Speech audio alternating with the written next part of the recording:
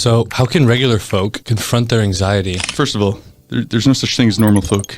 No one's normal. There's always a bell curve, and there's always going to be some majority percentage of people who operate similarly because they're not at those ends of the bell curve. And I guess in that sense, I am an anomaly, but I was no different from anybody else. Everybody has the ability to change their mind. What you said is interesting because it is a modern problem. I know we don't have historical data going back hundreds of thousands of years, but I can guarantee you that if we look at Homo sapiens 100,000 years ago, 150,000 years ago, as they walked across the plains, living nomadically with their mind almost wholly focused on the next meal, survival, fighting off a rival tribe. I can almost guarantee you that little to none of those Homo sapiens, those people had anxiety in the same way that I think a lot of people today do. That's because when you are so engrossed in your mission, you have no time to overthink and not be totally in tune with your inner drivers. And two, not only do you not have time, but like that is your mission. I think today, the majority of the problems that we as Homo sapiens were dealing with 10,000 years ago are gone. We are optimizing for the least amount of human suffering. Like we want to make systems better. We want better hospitals. We want better science and technology. We want better everything so that people suffer less, so that life is easier. I mean, your access to that grocery store, I forget the name of it, like a block over, is something that not even Cleopatra,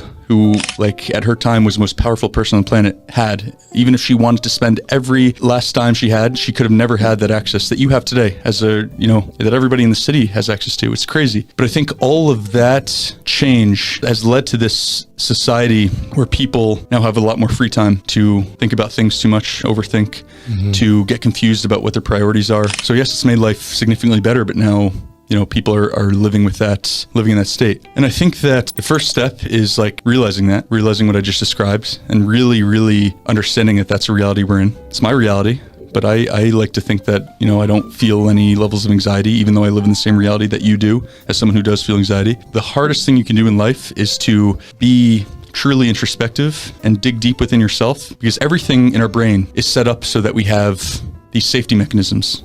The human brain, because of evolution, the way natural selection has happened, we don't want to feel pain. So we're optimizing for what feels good. If you and I go out for a drink one night, like that's an enjoyable experience that's taking our mind off of other things in our life that are probably way more important, but that, our brain doesn't want to have to think about because it's not comfortable. And it's something where we'll have to exert effort. We'll have to solve the problem. We'll have to go against the grain in a sense. And like, there's a lot of that today. Like think about— But how can the average person implement their impulses while dealing with anxiety? It's very simple in my mind, and maybe that's just because— How can they follow their impulses while dealing with modern society and first of all, modern anxiety? There's a balance. You can't, if you only listen to your impulses, you're going to have a very chaotic and unhealthy life. But you have to listen to the ones that come from a different place. So a lot of great minds talk about intuition and like following that voice, and against all outside guidance and against all feelings. I just want to interrupt for 2 seconds and thank you so much for watching and supporting this channel. If you can like and subscribe and share it with anyone you think would love it, that would mean the world to me. Let's get back to the show. Rationale and everything, like follow that intuition. It'll, like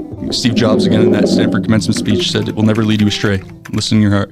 It's true. First step is like sitting down with yourself, finding silence and making an effort to go inside yourself, to be introspective. And a lot of people like to say that they are, or they do that. There's a big difference between doing that at a surface level and saying, okay, this is what I'm thinking, this is what I'm feeling, and then going really deep. And like people talk about meditation, and I think like historically, when this concept of meditation first arose, like I think this is where the idea of meditation stemmed from. Like what you're really trying to do is sit there in silence and go as deep as possible. It's never going to be complete, but within your subconscious, these fundamental aspects of who you are and how you operate, and your brain, like I said, actively protects you from them because there's danger there. It's uncomfortable. You're going to have to make lifestyle changes. You're going to have to think about childhood trauma or heartbreak or things like this. And that's not good for the brain, like evolutionarily speaking. But the beauty of it is if you can find the strength to sit there and find the bravery to know that you're about to experience something very uncomfortable and really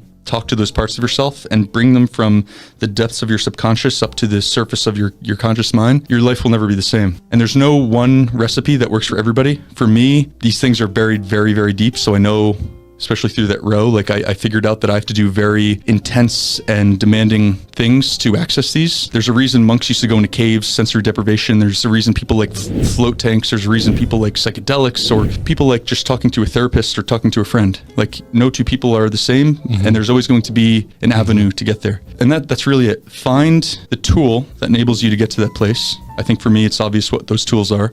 Charles Bukowski has that poem where he basically says, if you're going to do it, go all the way, and you have to. I mean, my anxiety stems from comfort, feeling safe, and it enables me to control my environment. And the more I control, the more I feel safe and comfortable. I know that about you. I make my partner suffer from my anxiety. And it always stems from somewhere. It's not a random anomaly. It's always going to stem from somewhere. And there's no person who's ever been born on earth who has ever lived their life without something that has led to anxiety. I had a beautiful childhood with amazing parents and amazing friends, and on the surface, nothing was wrong, but there were many things wrong. And also, like, someone who grows up in a very impoverished village in, let's say, sub-Saharan Africa versus someone who grows up, like, with a trust fund in the Hamptons, it's very unfair to say that the latter situation suffers any less than the person from sub-Saharan Africa. Everything's relative. And the challenges that someone with a trust fund who grew up in the Hamptons might face are going to be drastically different than the challenges that someone who grew up in sub-Saharan Africa face.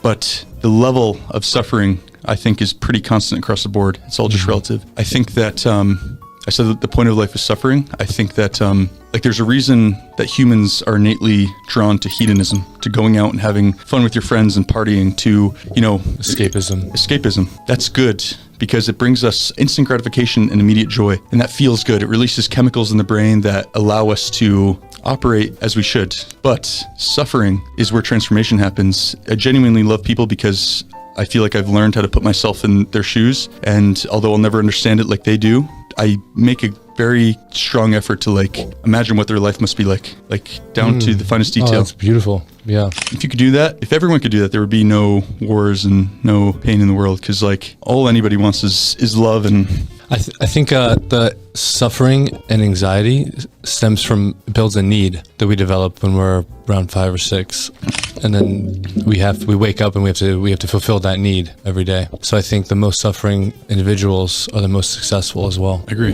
If you love this video, make sure to click these links right here to check out Tyler's incredible journey at SpaceX. Hear how he achieved 8 Guinness World Records conquering the Arctic Ocean, embarked on a solo trip to Mongolia while megadosing on LSD, and shares his wisdom on managing anxiety. Plus, don't miss his insights on the future of Starlink. Click these links right here to dive into Tyler's remarkable experiences. Thanks so much for watching.